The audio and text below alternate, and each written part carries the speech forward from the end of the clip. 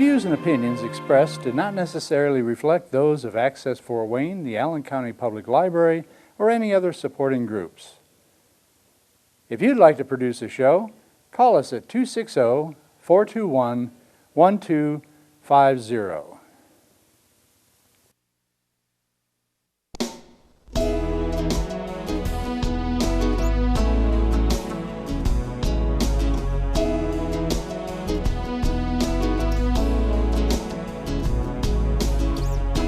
Let me be your lighthouse so I can show you the way. Let me be your shining light, I'll keep you from drifting away. I'm the one that makes you try when...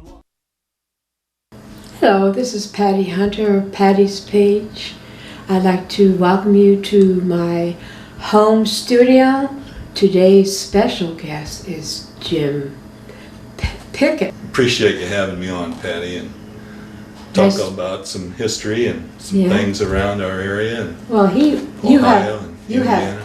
did good. We did about 3 shows with them so far. This is our 4th, and we're going to be talking about all of his books. Let's see, The Bones of Kekionga.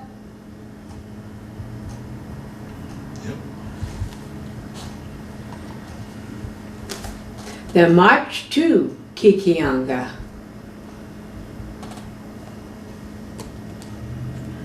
The Siege at Kekionga, Tecumseh's Uprising. So, this is how we're starting. This is all about Fort Wayne's history here in Indiana. So, let's join up with our friend Jim Pickett. Thank you. Right? Thank you very much. Yes, Kekionga was the goal of each story was to end up in Kekionga, which is Fort Wayne, Indiana. But we're getting into western Ohio, we're getting along the Ohio River, we're getting into Indiana history, American history, and we're kind of encompassing the entire Northwest Territory going back to 1790. So in the first book, The Bones of Kekionga, we're talking about a Harmer. 1790, Josiah Harmer is a general who's bringing an army down the Ohio River to meet at Fort Washington, which is Cincinnati.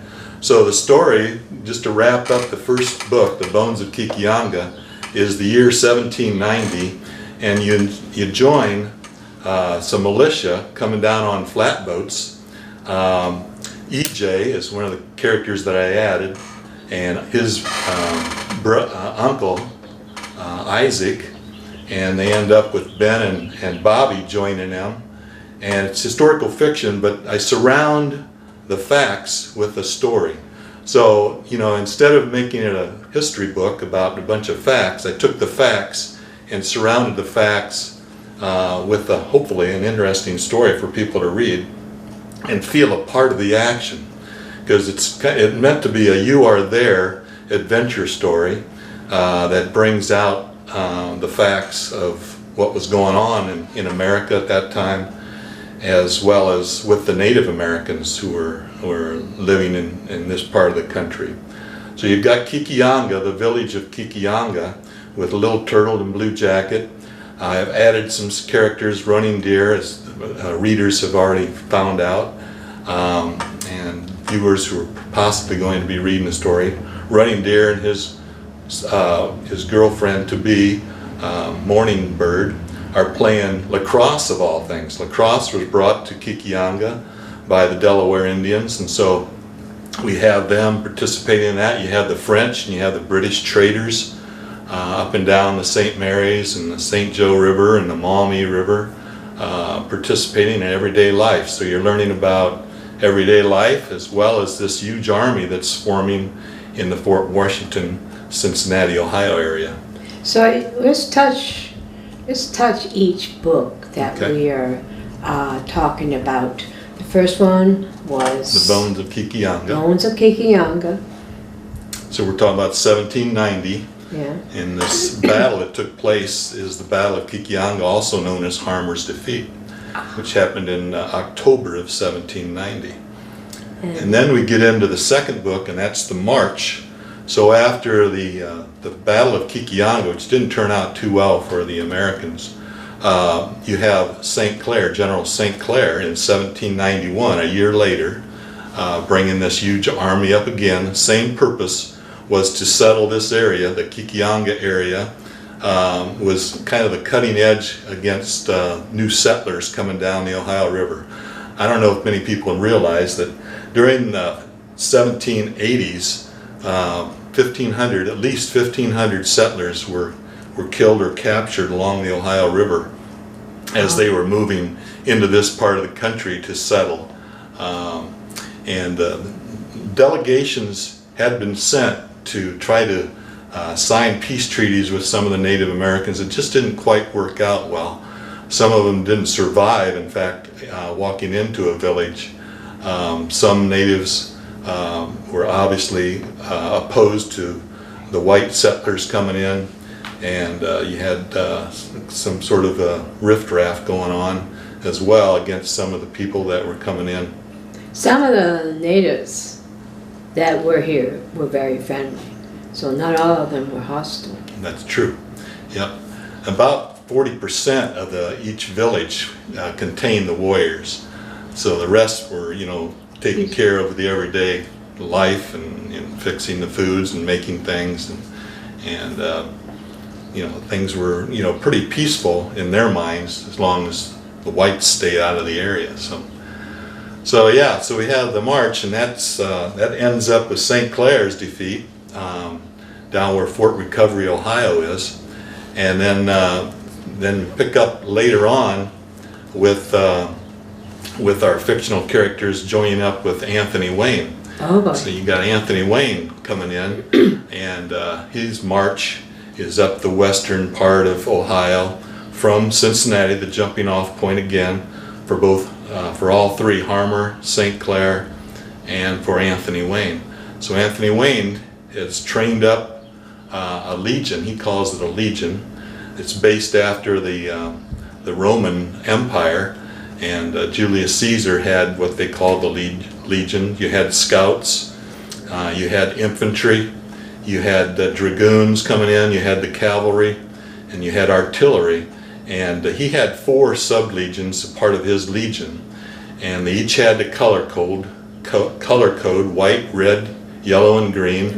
That way during battle he can dictate who's going to go where as he sees it unfolds before him on the battlefield. Why did they call him Mad Anthony? Well, that's an interesting story. I guess the one I kind of hang on to is during the Revolutionary War. He led an attack at Stony Point along the Hudson River, and he did it at night, and he had his men. He had about 600 men with him. They all had bayonets. He didn't fire a shot during their attack, and they were able to overtake the British at the Stony Point. And George Washington heard how that happened. He says, the guy's got to be mad to do that without firing a shot. He just, so it was a brilliant scheme on Wayne's part. He didn't want to alert the British that were around that area that could come in on his small force. So that's kind of there's lots of other reasons for calling him mad, but that's the one I've kind of attached myself to. So we're getting to the 3rd book.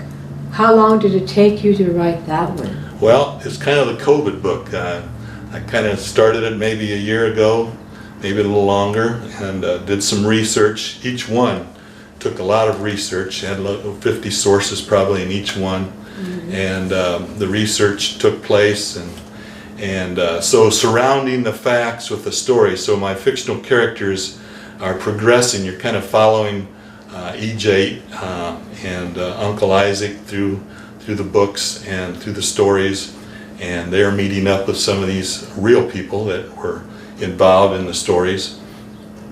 And so yeah, it takes a while to put those stories together, but I just felt like I was being led to do something like this. So this latest book, what year would that be? It was. Okay. So we've gone from 1790 to 1791. The second book, The March to Kekionga, goes from 91 to 94, and the building of Fort Wayne at Kekionga. And now we're jumping a couple decades ahead to 1811. Now EJ and Running Deer have had have children now, and they're become best friends. And they are enticed by Tecumseh and some of the things that he was and his brother, the prophet, were talking about and What's his name? advocating. What's the prophet's? Tecumseh? Something like that, yeah. I can never pronounce that right. But anyway, the prophet and Tecumseh are from the central Ohio area, and they make their way over into Indiana and down by Lafayette, and the prophet's town was down in that area. But Tecumseh at this time is all over the Northwest Territory recruiting warriors to join up with him as a last-ditch effort. He's upset because of the Treaty of Greenville. He's upset because of the Treaty of Fort Wayne. There's other treaties too that he says they're taking land away from us that belongs to Native Americans. So I believe that. They shouldn't have done that. So he is building up a coalition to hopefully root out the whites from this area. And Fort Wayne happens to be right on the cutting edge. And Kekionga is still there, still an Indian village there. They're receiving farm equipment from the Americans. Annuities are being given to the Native Americans to be able to survive. A lot of trade is going on, but still Tecumseh says, no, we got to put an end to this and get our land back. And he sees this as an opportunity, joining up with the British. The British are, of course, supplying them with weapons, and are lots of promises of helping them out if they did get into battle. And did they? Well, that didn't work out too well. No, there was kind of a letdown right there. So anyway, as we get back to the story, the third one, the siege at Kekionga, Tecumseh's uprising, the two boys, who are sons of EJ and Running Deer, make their way down the Wabash River, trying to join up with the prophet down in the area of Lafayette, Indiana, the prophet's town. And along the way they get into some mischief, and they get into some adventures along the Mississinewa River, where they meet up with Francis Slocum. Francis Slocum is Mechaniqua, so I pull Francis Slocum into the story. Also, another interesting person who was in the area at that time was Johnny Appleseed. Oh. John Chapman. Yes, he was around at That's that time. his real name, John Chapman? Yep, John Chapman. Okay. Not buried too far away from here, where we're sitting.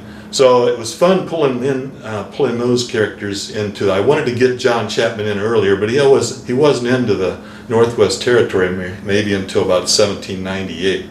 So he had a chance then moving in from Massachusetts. He's planting some orchards and orchard trees, apple trees. Apple trees. So that, if you planted 50 apple trees and maybe 20 of another on a plot of land, after about 3 years of taking care of that land, you would inherit that land. You would be allowed to have that land.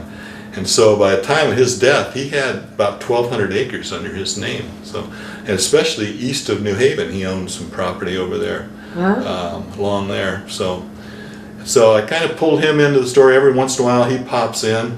Just like in the previous story, the pastor pops in. Now the pastor is an interesting part. Patty, I was just starting that first book, The Bones of Kekionga. And Harmer's got his army marching their way up to Kekionga. And I got stuck. I said, this is the most boring story that I could ever put together. How am I going to make this interesting for readers? And I just prayed a little bit about it, and the Lord just said, you got to put a pastor in this story. And it wasn't uncommon for a military pastor to be a part of an army. And so as soon as I put that pastor in, the story just kind of evolved and developed. Well, John Chapman is kind of the same way. Everybody thinks, well, he was a cartoon character, but he had some Christian background, and he was part of spreading Jesus Christ as our Lord and Savior. part of the new church, or the New Jerusalem Church, out of southern Ohio. He was sharing that with the natives? Or? He would share that with not only the natives but the settlers around here. It was pretty wild and crazy around here at that time. So he's part of the story as well. So we got real people. Mike Fink, by the way, is a real person. I got him in the first book. He's escorting the army down the Ohio River, the Western Pennsylvania militia. So Mike Fink's a real person, although Walt Disney kind of made character of him, as well as John Chapman and some of these other characters. So how about the siege? What led up to that? The siege, so during this new book, The Siege, just came out a few weeks ago. Congratulations. Thank you very much. We take in the Battle of Tippecanoe. So William Henry Harrison, who was under General Wayne at the time, he was one of the aides-de-camp to Wayne during the Battle of Fallen Timbers, now has his own army. He's now leading his own army, and he's marching them up through, after the battle at Tippecanoe, he's marching them into Kentucky. He's recruiting more and more, and so he's involved in this. And we also have William Wells is quite a character from around I was here. waiting for that. William Wells. His niece is involved at Fort Dearborn, which is Chicago today, Illinois. Oh. So Fort Dearborn's up there. His niece, Rebecca, has married the captain of the commander of Fort Dearborn. Fort Dearborn is under siege at that time, so William Wells goes up there. So I pulled him into that story, and he goes up there to try to relieve Fort Dearborn, and that didn't turn out too well for him and that commander up there. So anyway, then the next part of the beginning of the War of 1812 encompasses Fort Wayne, which is right on the edge of the Northwest Territory at that time. And so you've got Fort Wayne under attack for 7 days, and we've got the Potawatomi Indians around, and you've got the Miami all around Fort Wayne. So they're In fighting them Fort off. Wayne, was there a lot of settlers?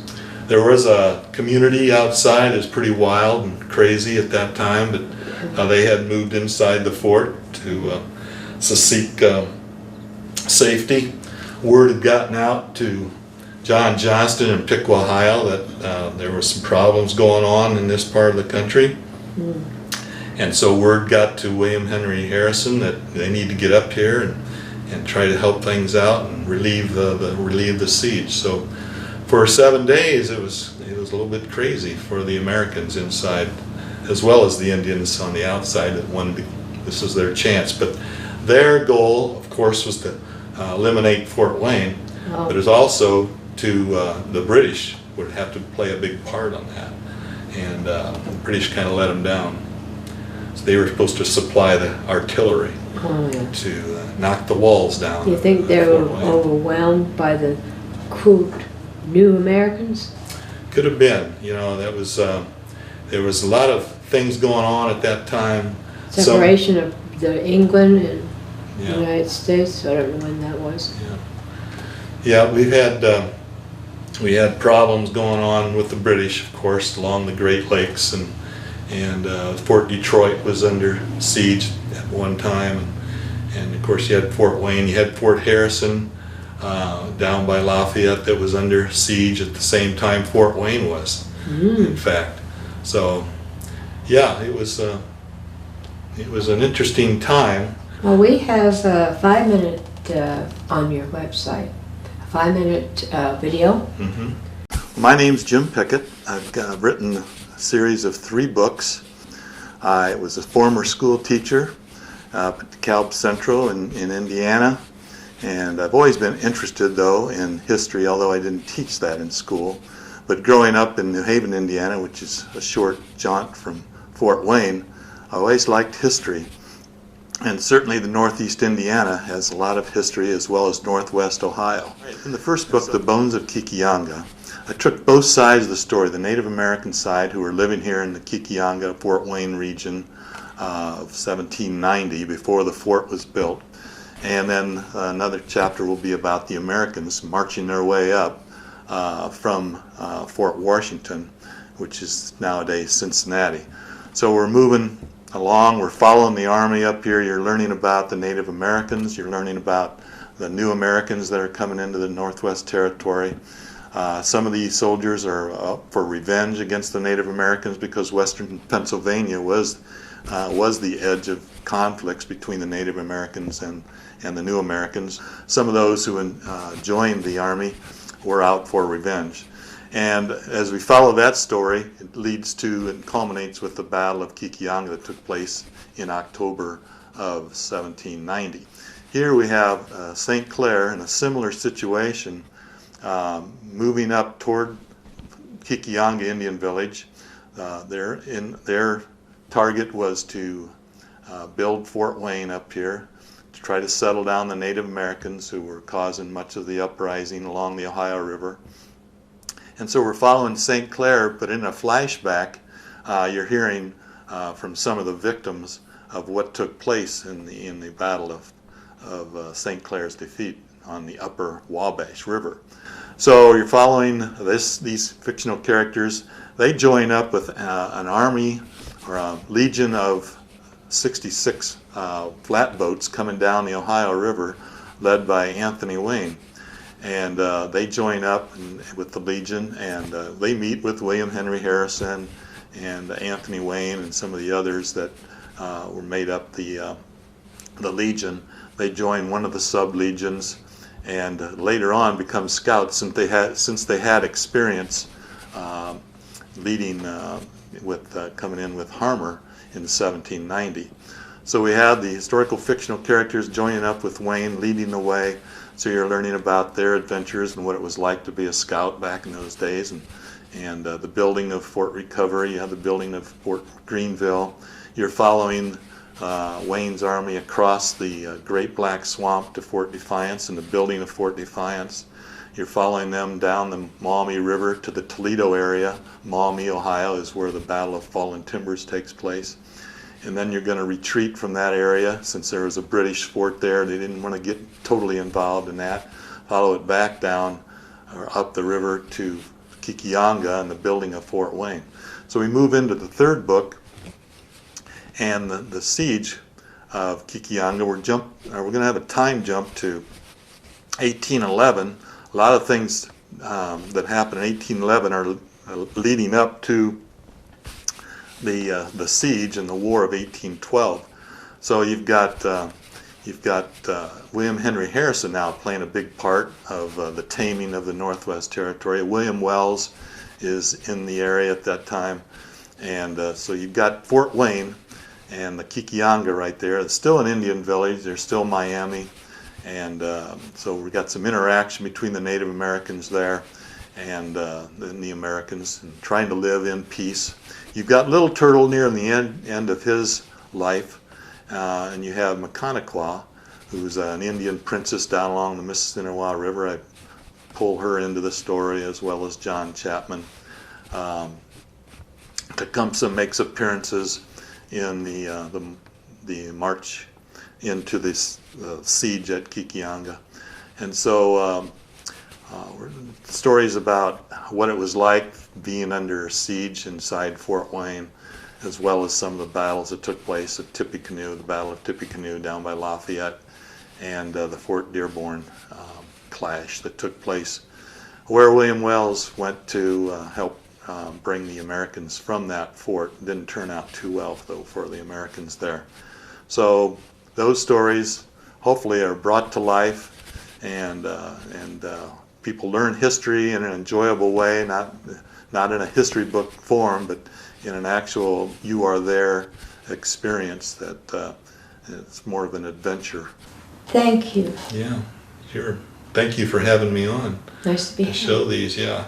Hope I explained it well. Sometimes You did. you get on TV and you get a little bit tongue-tied sometimes, Fancy. but I think if people realize, I just took the facts and surrounded the facts with a storyline that's hopefully people feel like they're a part of the action, they feel like they're there and learning something instead of a book about a bunch of facts. It's just the facts are incorporated into the story. And hopefully the people who read them kind of understand our history and what it was like growing up at that time, or living at that time back in the 1790s, before the fort was built. And then getting into the part where the fort is built, and then after that with the fort under siege. Yeah, did they tear down the fort? The fort, now the one in this one, the siege, is actually the second fort. So the first fort by Anthony Wayne was built in 1794. That did deteriorate, so a guy by the name of Thomas Hunt built the 1800 fort, and that's the one, I have an illustration of that fort in there. And so that's 1808 drawing of the fort. It's kind of a pentagon shaped fort. That's the second American fort. The third American fort was built in 1816. That's Whistler's fort. And so that's the one that's currently in Fort Wayne now that you can walk through and visit. Now we wanted to talk about this. The picture, the front picture. Yes. The front picture there is of the Maumee River in east of New Haven. And a farmer said this is where a cannon was found in the river and was brought out by a gravel company that was building up Highway 24 east of New Haven. And they snagged a cannon from this little area. This is an island to the left, but this the river and the banks to the right. So in this area, this is where it was snagged. It fell back into the river, and so that night, later on, a couple workers came back and fired up their machinery and brought that cannon up. It was about a 6-pounder bronze cannon, brought it over to shore. Yeah. This is 1922, by the way. Yeah. They loaded it up on a horse-drawn wagon, took it to a farmhouse or a farm barn, and cut it up, believe it or not, into pieces and sold it into scrap. You know, that's the story behind that. Yeah, that's history. No appreciation for the history at that time. Things were tough. People had to make their money whatever way they could. So, but they were able to continue to make their gravel. Then pull their gravel out after that. So. Well, this is getting on towards the end of the show. We got to have you back on.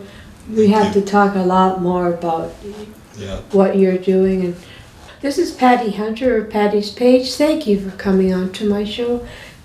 Jim Pickett. Patty. I got your name. Yep. So we'll see you. You're welcome. We'll see you next week. Godspeed, my love, until we meet again. You're always in my heart and every dream. Don't let this time apart give in to all our fears. God will keep us close from up above. So until we meet again, Godspeed, my love.